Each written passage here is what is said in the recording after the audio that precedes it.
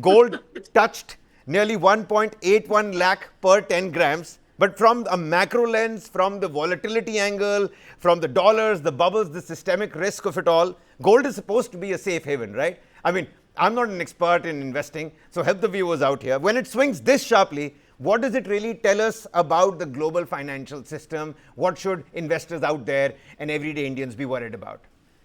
The one line I'm hearing when it comes to gold investment is listen to your mother. Everyone is saying this. Listen to your mom.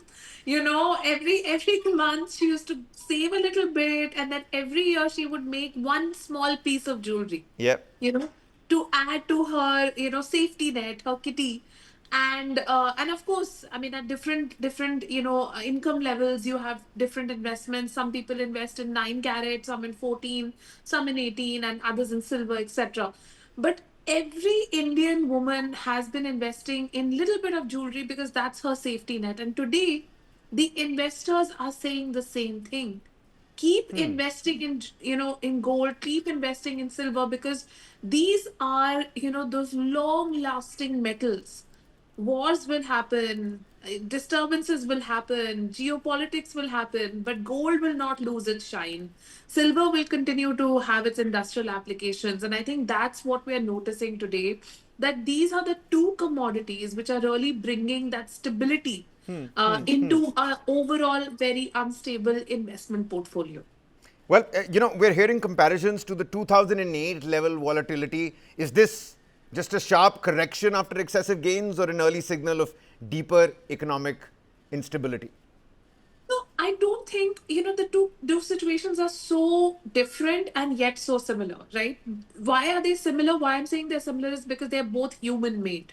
They've both been created by the actions of extremely greedy individuals and corporations, which have been operating without any sort of regulatory, barrier. And this is what we saw in 2008, that when banks were over leveraged, when banks were allowed to take on loans, when they were allowed to take on subprime borrowers, what happened? The entire financial system collapsed like a house of cards. And what are we seeing today? It's exactly the same, except that there are only few monopolistic corporations, an AI bubble, and a president who likes to have his own, currency. So, with his face and his wife's face on it. So that's the way the financial system is being run, and the geopolitics is changing on an everyday basis. Today I'm friends with you, tomorrow I'm not, depending on what deal you're offering me. That's the kind of global financial order that we're living in. So definitely the commonality between the two instances is the collapse of a rules based financial and trading order, which is what we're seeing.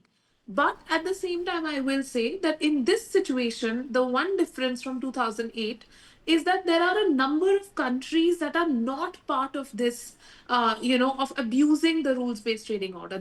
I mean, the EU, the UK, Canada are coming together and saying, you know what, if this one country is toppling the financial system, let us at least come together and give it more stability. So I think Yep. that is definitely going to help.